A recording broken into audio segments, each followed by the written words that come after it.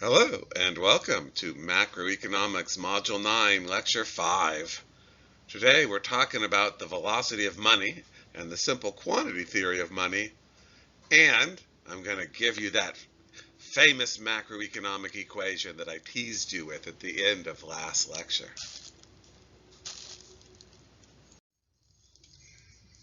I want you to imagine a society that had no checks, no credit card, only cash. Everybody paid everything with cash. And in this economy, there is $1 million that has been printed up, and so $1 million exists. And then my question to you is, since this country has $1 million in existence, does that mean that the people of this country must buy exactly $1 million worth of things over the course of the year? I will pause for a moment and give you a moment to think. If you want more time, you can pause the video.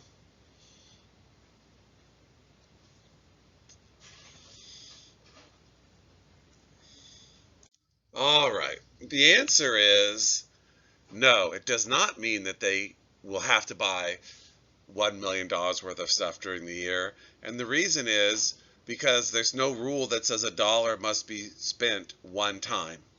So it's not like if you buy something on January 1st of the year, the store has to put it away for a year until the next January 1st and they can spend it, right? They pay their employees with the money you spend, then the employees go and buy things, and so on and so on. So a dollar can be spent many more times than one time in a year, or a dollar can be spent not at all.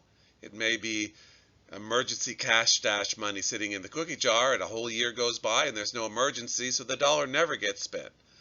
So a dollar may be spent 0 times, 1 time, 20 times.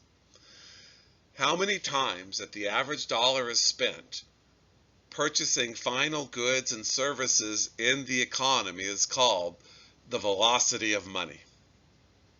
So how many times the dollar is spent, it's called the velocity of money, though looking at this definition, let's be clear, it only counts as spending if it's spent on something that is part and measured of GDP.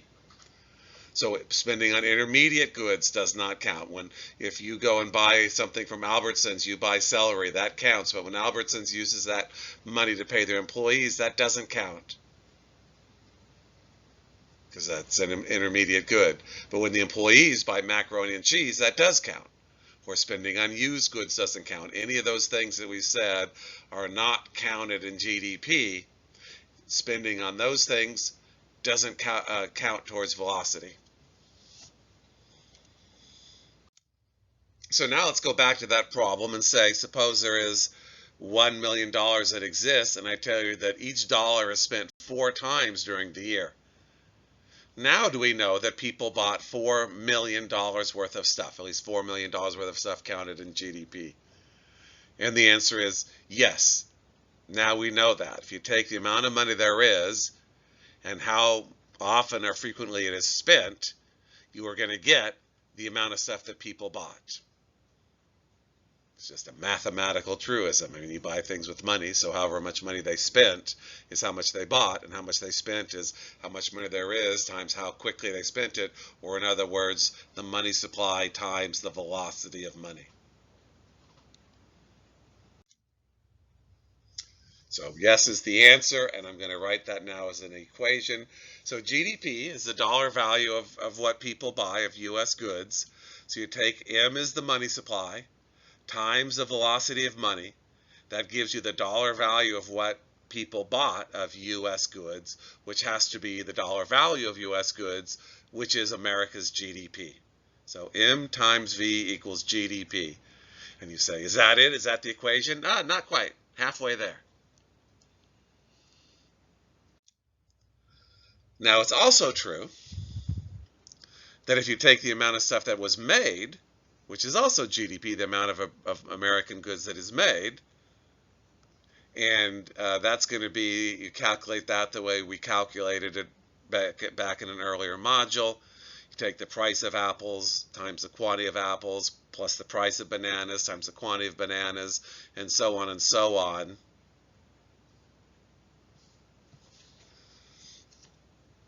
I can convert this equation to saying that the value of what is produced equals the total quantity of things that is produced times the average price. If we make 2,000 things and the average price is $1 each of those things, then we must have made $2,000 worth of things. So that GDP is the average price of goods counted in GDP times the quantity of goods that are counted in GDP. So is that it? Is that the famous equation? That's half of it.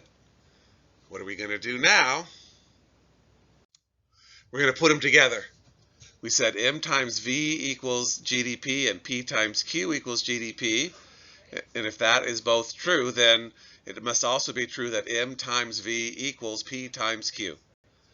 The money supply of the United States times the velocity of the money of the United States equals the average prices of things in the United States times the quantity of things we made in the United States. This equation, N times V equals P times Q, is called the equation of exchange. And we can think of the left side, the M times V part, as being aggregate demand. That's how much people buy. And then the P times Q part is aggregate supply, how much is made and sold, the quantity of goods, the number of goods made and sold times their price. And to say these is equal is basically to say the dollar value of what is bought equals the dollar value of what is sold, which pretty much has to be true. Now, why would we do this? Why would we create the equation of exchange and say that M times V equals P times Q?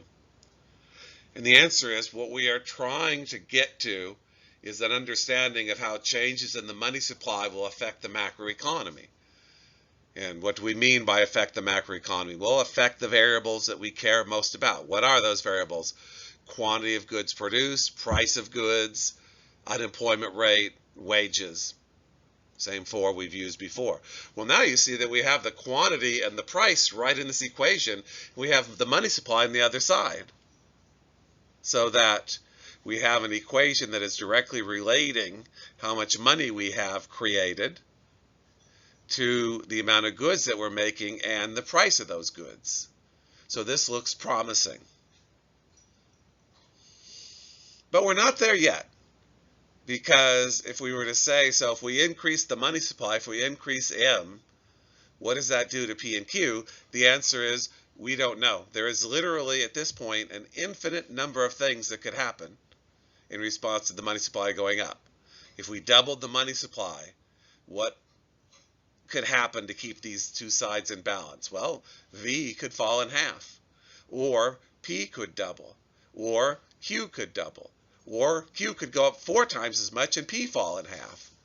So there's an infinite number of ways you could manipulate V and P and Q to keep the equation in balance when you increase M. So not quite useful yet.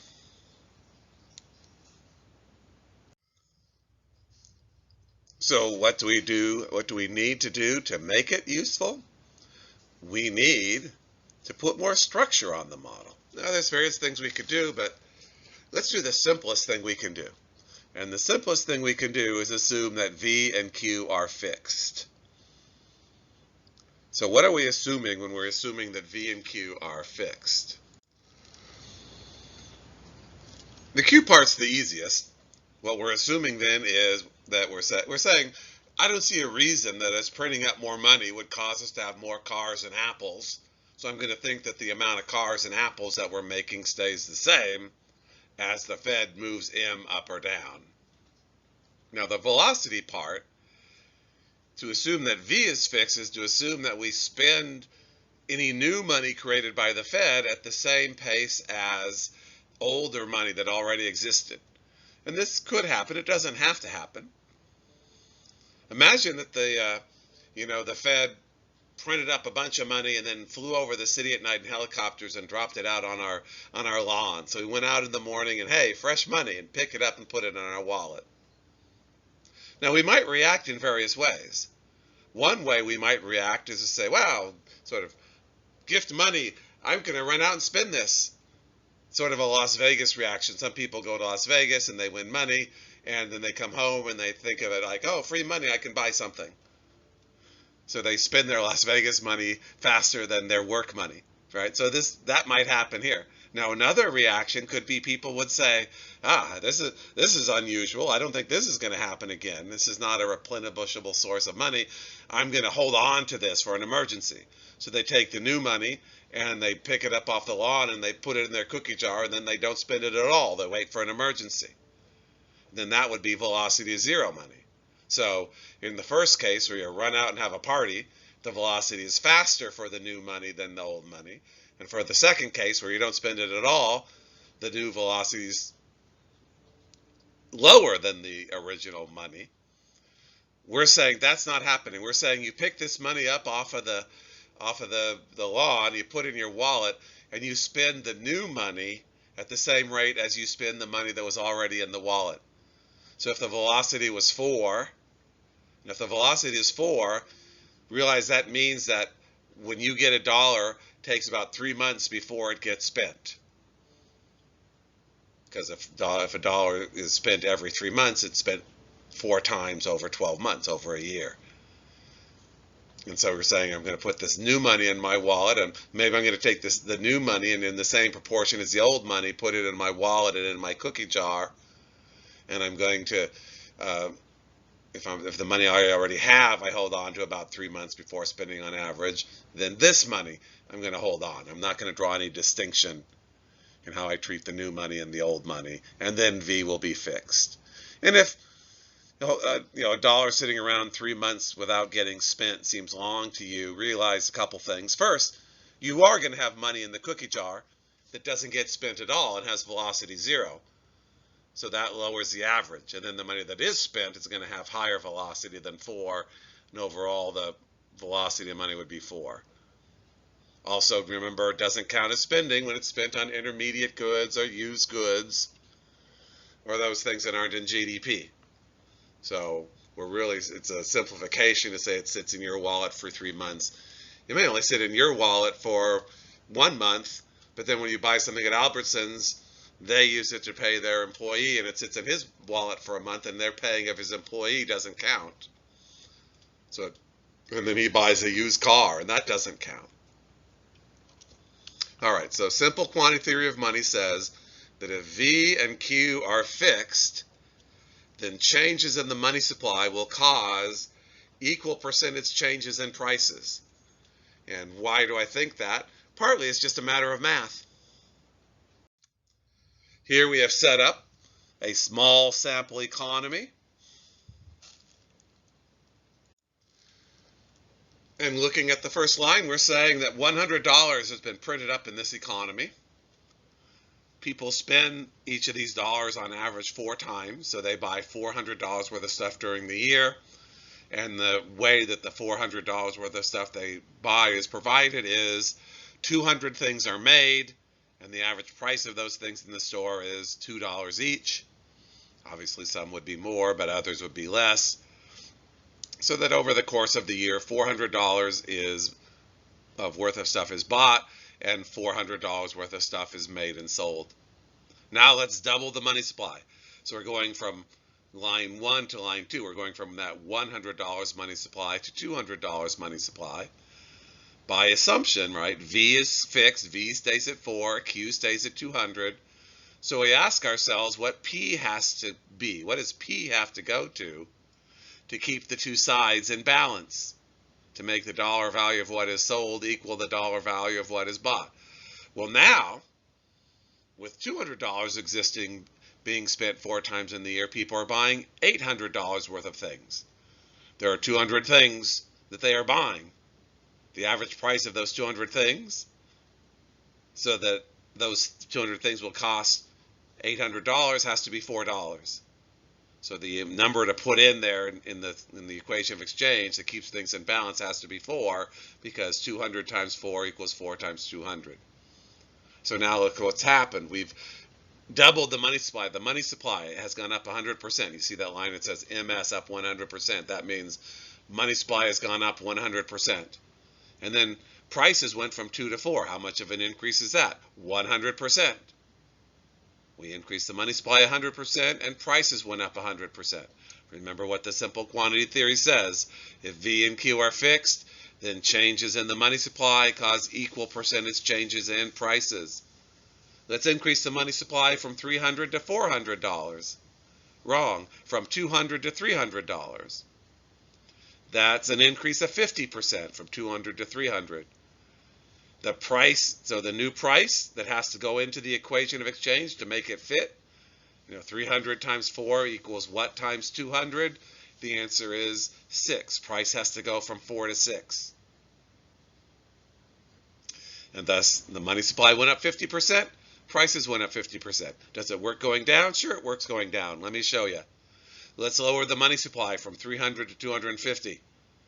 How would the central bank do this, right? Well, they would sell government securities to banks and $50 worth, and then when the banks handed the Federal Reserve $50 of cash, that the Federal Reserve would shred it, and the money supply would go from 300 to 250. Now, what does the price have to adjust to? So that 250 times 4 equals the price times 200. The price has to be 5. Price has gone from 6 to 5. Money supply has gone from 300 to 250. Guess what? Both of those are an equal percentage drop. They are both a 16.67% drop in purchases, in money supply, and then in prices. Intuitively, why does this happen? Well, imagine that usually you go to the store every month with $10 that you devote to buying apples, so you buy 10 apples. Now the money supply is doubled. Remembering that we're assuming velocity is fixed, you have twice as much money, you're going to buy twice as many things, you're going to have $20 to buy apples. You're going to try to buy $20. You're going to try to buy 20 apples. Now, if it was just you that had more money, you'd buy 20 apples. But everybody has twice as much money. Everybody's trying to buy twice as many apples. But remember, Q is fixed. We don't have any more apples. What's going to happen? There's going to be an apple shortage. And the price of apples is going to have to rise till the shortage goes away. What does the new price have to be, right? So there's 10 apples for you. You're trying to buy 10 apples with $20. What does the price of apples have to rise to make this work? $2 each. When the price of apples has doubled, now everybody trying to spend twice as much money on apples will result in them getting the same number of apples. And thus the price has to double before the shortage goes away. And that's the intuition behind the math equation that we just saw. What does the price of apples have to rise to until $20 buys 10 apples again? The answer is $2 an apple.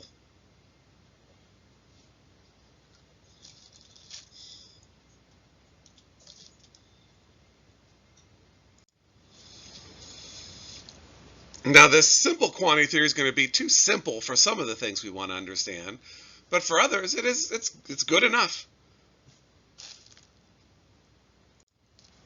For example, what's the answer to the question, since the government can just print up money, why do they need taxes? Why do they take my money? Why don't they print up their own?